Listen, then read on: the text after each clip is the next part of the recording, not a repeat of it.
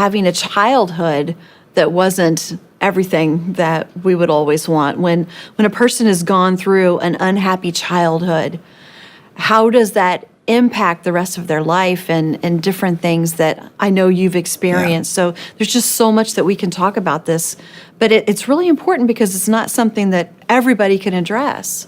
Well, obviously, part of the answer depends on what they went through, how long it was, how devastating it was. My father sexually abused me. My mom knew he was doing it, but didn't have the courage to leave him. And on top of that, he was also very mean and controlling. And so I grew up rooted in fear. That's pretty much all I remember is just fear. Yeah. And my dad was a very unhappy person. And so one of the things that I know that I really missed, that I think still I could use a little help in it in my life, and that is I never really got to be a child. I felt like I was always an adult. I just don't remember ever being carefree and happy and, sitting on my dad's lap, trusting him to take care of me.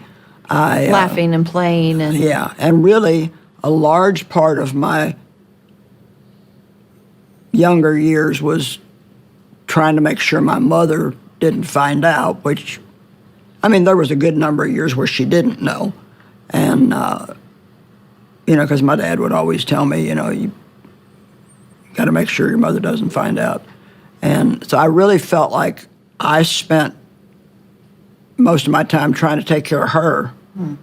And so I think every healthy adult should have a healthy child in them. So we can do our responsibilities, but we can also have a lighthearted attitude and know how to have fun. So how do you have that? How do you find that if you've never experienced it in your life? Well, I think I'm still learning. You first of all, as you know, I almost worked myself to death because I felt like that gave me value. And my dad seemed to be happier with me when I was working than if I was playing. I remember getting in trouble for laughing if he didn't want to hear laughter. And I think there's deep things in you that only God can heal. And I am already, my personality would lend itself more toward being serious. And then it just takes time, Ginger. It takes time. It takes God showing you things. It takes prayer. And so much of our personality is formed in really the first few years of our life. And then interestingly enough, I think that to some degree, I don't know what I missed. Because it makes a lot of sense. I never had it. I know that children trust. If you tell a child on Saturday we're going to go on a picnic, they're going to believe you. But I couldn't trust, because I was afraid. And so I had difficulty trusting for a long time. I trusted myself more than anybody else. It's like, well, nobody else is going to take care of me, so I better do it. And but I think in some ways I don't know what all I missed. Yeah. Do you find that God can help you kind of reclaim some of those things that you missed? Yeah. Whether it's through your own children and seeing that with them, or I don't know what it may be, but... Well, I was never real big on playing with my kids. For like getting down the floor and playing with them. I took good care of my kids, but I've never had a lot of play in me. And I'm still learning. I believe that God restores everything we've lost. But I had so many problems from the abuse. So many. There were so many roots and rootlets, and I think I've been in a continual healing pattern from the time I really turned my life over to Christ.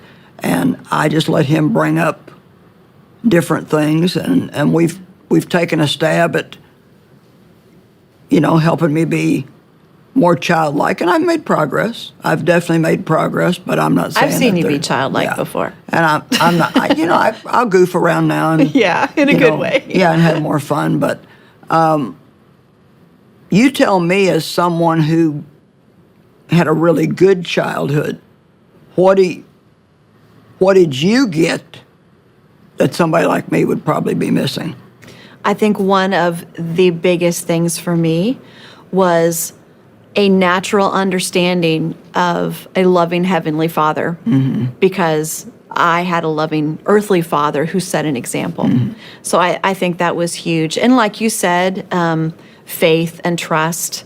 And I've kind of had to learn the opposite. I've had to learn that you have to be cautious at times, that not everything is safe. Right. And so we all have different things to learn. But whatever our upbringing is, God is always in the midst of it to take us where he wants us to go. It's not always what he wanted it to be as things were happening. But I know in your life that there were many things that happened that God is now using to help so many other Right. people. Yeah. So it's so difficult to say what And I that's didn't part have, of but I God gained. That's part of what God's redemption. Exactly. He's redeeming it. Yeah. By letting it not go to waste. Right. I always like the miracle where Jesus had just a little bit of bread and a few fish, and he fed thousands of people, but there were 12 baskets of fragments left over. More than enough. Yeah, and I love the fact that he told the disciples, gather the fragments so that nothing is lost and wasted. And so I think the fragments of anyone's life, if you feel your life has been fragmented and torn apart and there's nothing left but little pieces and you don't even know how to put them back together, you can trust God to use them. And that's part of the redemption that the devil absolutely Oh, that's beautiful. despises. Yeah. And you said you always knew that you were loved. And see, that was something, I spent a long time with God learning how to accept his unconditional love. And the other thing that happened with my dad that was so devastating was he seemed like he was always mad about something. And you never knew who at or why, and you could do something one day and it would be fine. The next day you could do it and get in trouble for it. And so I went through a lot of that, is God mad at me? Or just a general feeling that, I probably did something wrong. I would tiptoe around the house, so to speak, not in reality, but just like being so careful not to make my dad mad. And so I spent a lot of years in my relationship with God like that. But I've come through that. I'm comfortable with God now. I know that he loves me, and I don't live all the time feeling like he's probably mad at me. Yeah. But just as an encouragement to people who had a bad childhood, just please keep in mind that God is a restorer of those things that have been lost. And even if you don't know what all you've lost, you start asking God to heal you and he will restore the things that you lost. He'll restore trust. He'll restore love. He'll teach you how to play. And another thing about children is they forgive very quickly. They don't, they can be so mad at a friend. And they're best friends again very soon. And 2 seconds later, they're best friends Yeah. again. And so that's another thing that I think God's restoration can help, is you don't have to hold grudges against people. Yeah. I love that thought of restoration, that whatever our past has been, God is in the business of our future. Right. And using it for our good and for his as well. And he uses everything we give him. He'll use it, make something good out of it. Yeah.